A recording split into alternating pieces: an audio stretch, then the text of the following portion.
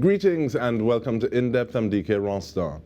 The Ministry of Tourism, Culture and the Arts has launched its Caribbean Tourism Month celebrations.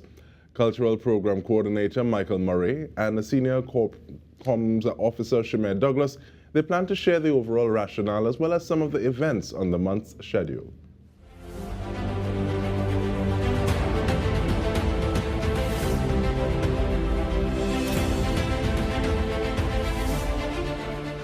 Greetings to you both. Thank you so much for making the time. And I want to start off with you, Mr. Murray. What is the purpose of the month in general, as well as the theme? How does that tie in? The month in general with the theme Artificial Intelligence Transforming Trinidad and Tobago into a Smart Destination is obviously the objective. And Trinidad tourism product is stronger when the cultural aspect of it is behind or in front supporting. So the whole idea of the cultural aspect, which I am part of, is to promote concerts that reflect the strength and discipline and courage and togetherness that's so needed in Trinidad and Tobago.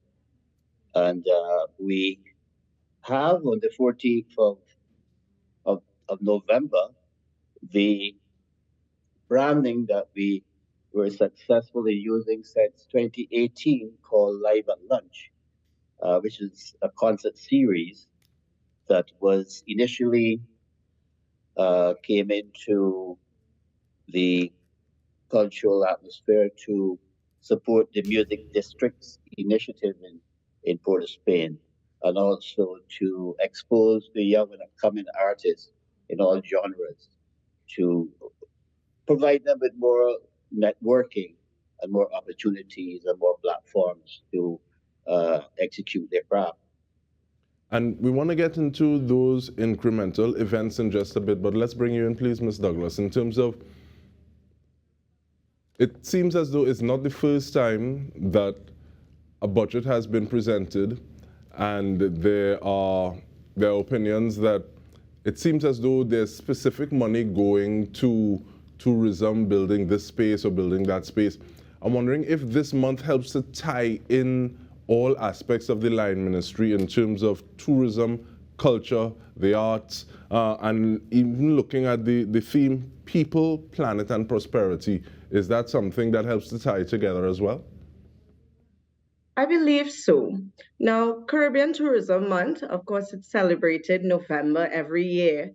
And yes, the theme, which is a global theme with the UNWTO and the CTO, which is the Caribbean Tourism Organization, has decided first to focus on investing in our people, protecting our planet, and prosperity for all, which very much aligns with Trinidad and Tobago's Vision 2030 goals, uh, of which our themes are connected to the planet development, the development of our people and prosperity through entrepreneurship and through the building of our industries.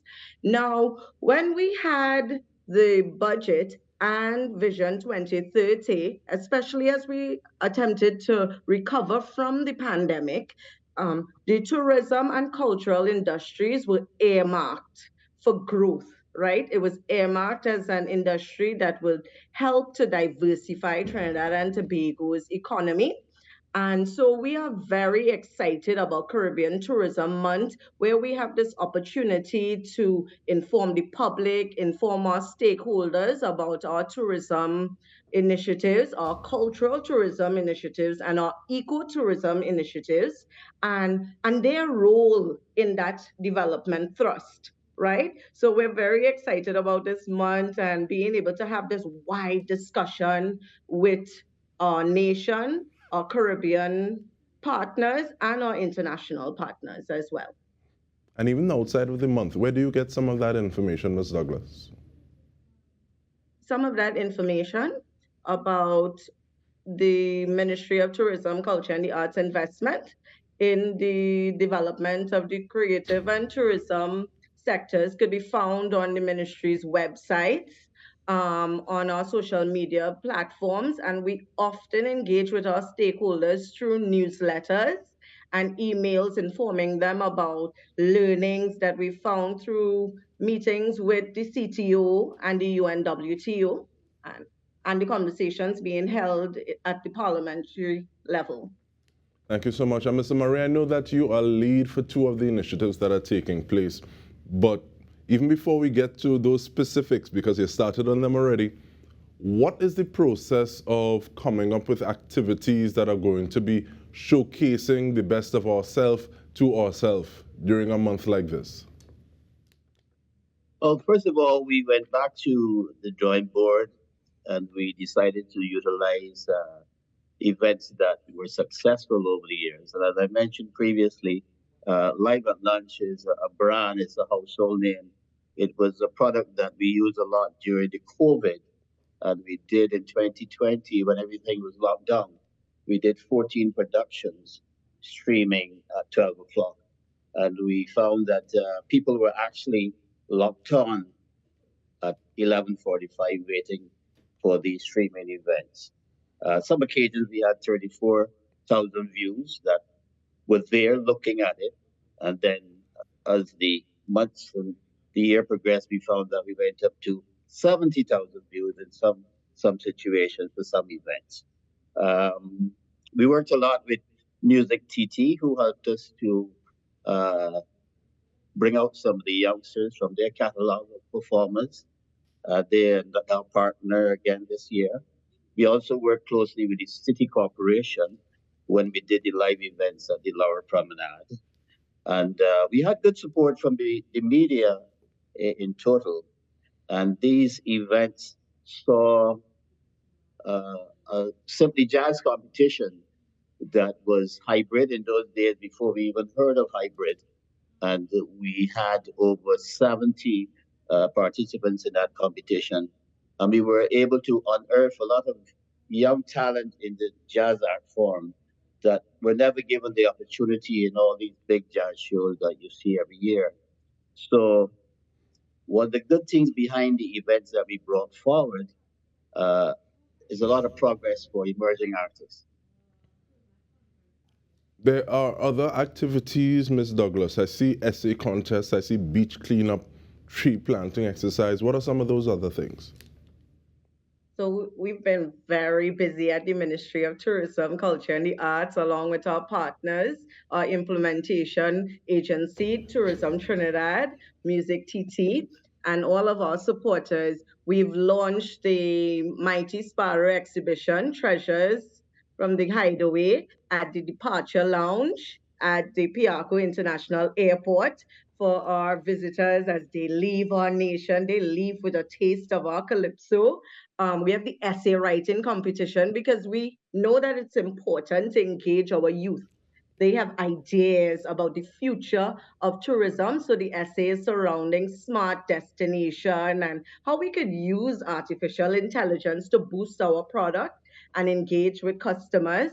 Um, Tomorrow, well, Wednesday, we'll be launching on the 8th of November a visual arts exhibition, which is also part of the ministry's mentoring by the masters. And we have Master Shastri Maharaj and his mentees. Their work will be displayed at the Trinidad and Tobago Carnival Museum. The public is welcome to visit the Rotunda as well to see the Woman in Calypso exhibition at the Calypso and Carnival Museum on Charlotte Street, and Mr. Murray's event on the 14th of November, live at lunch, which is going to be spectacular, entertaining, engaging, and we'll have a wide range of artists for the different audiences that will be there. It's also an opportunity for us to stream and allow the world and the Caribbean to see our cultural tourism product and to be attracted to it, right? So we have so much calypso and soca on display. There's a space for entrepreneurs for entrepreneurial development through our community-based tourism workshop and our beach cleanup because one of our mandates, and it's a developing niche, area for the ministry, which is our ecotourism product. And every year we have lots of visitors coming to see our bird sanctuary and our northern range and our central range, and they're very excited about this, and we want to sensitize our citizens and our staff to really take care of our ecotourism products. So that's why we're having beach cleanups and tree planting. And then our career fair on the 24th of November. It will be at Nalis, and that's to engage our young people. They're deciding on their careers, and we know that tourism and the cultural industries is going to be a space for prosperity for our young people where they can earn foreign income, they can develop businesses where we can create jobs. So we want this career day to really inspire our young people to see opportunity in these sectors. So I think that we've developed a wide program under the lead of the Tourism Advisory Coordinator, Mr. Edward Lee Tang, um, which is part of the Tourism Advisory Unit of the Ministry in collaboration with our Culture Division and our agencies and our Corporate Communications Unit to ensure that every audience, every part of our population here in Trinidad and the Caribbean has an opportunity to see what we're doing and to see where they can be a part of this kind of development. And when we return, we continue the conversation. We are speaking with Shimiere Douglas as well as Michael Murray. Stay with us. We come back with more.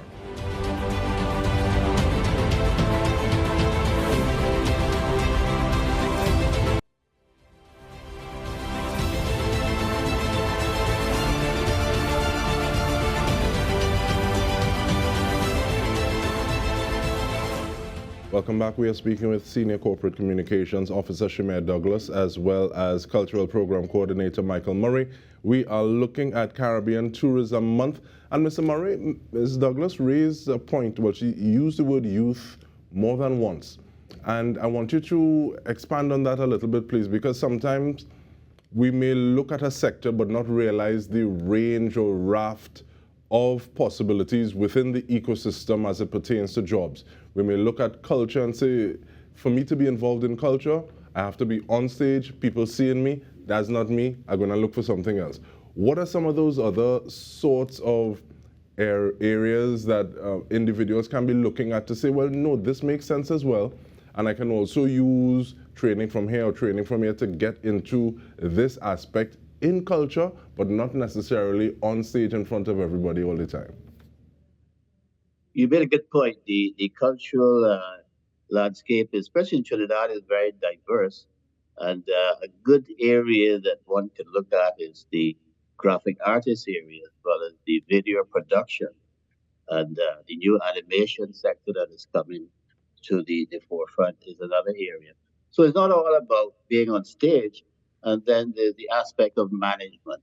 A lot of artists are lacking in management, and some don't even know how to write a proposal. But this is not putting anybody down, but there's always schools that we can open up with that. And that's another role that the mentoring of the masters played over the years since its inception, with having some of the great names in all the diverse sections of the arts becoming mentors who actually give back and share their knowledge with the youngsters. And we've had a great increase in the national artists for National Registry for Artists and Public and Cultural Workers, and that's one of the reasons why we created an event called We to the World, and that was mainly to build a product that would be able to employ members of the National Registry for Artists and Cultural Workers. So there's a lot of areas that one could look at. There's also the engineering aspect in terms of sound, and the ministry did have a class on how to produce good sound levels. And we did go out to Carnival season and met with most of the engineers. And what they did comment was that the sound team seemed to have changed that year to a level that was very, very tolerant to most of the people in the area. So yeah, there are lots of areas that can be explored other than on stage, and I did mention a few. I know there are quite a few more that Shamir might have in the back part of her head. So if she wants to continue to explore the other areas, feel free. Yes, thanks. Because I think many times people say, okay, well, I can't draw, I can't sing, so I have no place in this sector. So we allow you to help expand on that as well. Thanks, Ms. Douglas, as well as we're getting closer to closing time. We have about 3 minutes more. So the baton is in your hand at this point in time. Well, what I would like to say is that the creative and tourism sectors is one of the most inclusive spaces that we have used for medical practitioners. We have used for engineers to develop our structures. We need carpenters to build set designs. We need electricians to ensure that the place is lit for visibility. We need lighting designers to ensure that the space is great for mood. There's a space for everyone. Through our Creative and Cultural Arts Fund, as well as the Ministry of Tourism, Culture, and the Arts, when we invest in a cultural product, we understand that the event is not the only product that is engaging in commercial activity. Every time there's an event, there's a snow cone vendor, there's a corn soup vendor making money, there's a seamstress making money, right? So that's why the creative and tourism sector is earmarked for growth. That's why it's so important for our economic development here, because there's a space for everyone, for the makeup artist, the hairdresser, and advertisers, corporate communications, and marketers, right? That's you. Everybody has a space in this field. So everybody has a space, and we hope that people would come to our career day at NALIS so they can learn more about the opportunities for them. Once again, remind us of the career day, please. And also, I want to know how people are taking ideas from the essay competition and gleaning that to carry it forward, please, Ms. Douglas. Okay, so the career day is on Friday, the 24th. It will be at NALIS. If anyone wants to know more information, please follow the ministry's social media pages on Instagram, Facebook, Twitter, and LinkedIn. The information from the essays, one, it's to stimulate thought among our youth, but we're also using it as a data collecting practice. And we'll get these ideas and it'll definitely inform our research and planning units. The corporate communications unit will also use that information to create products to put on the social media pages. So it's not just about the winners, but everybody's idea is going to inform policy and inform the way that we engage with the public and develop new projects.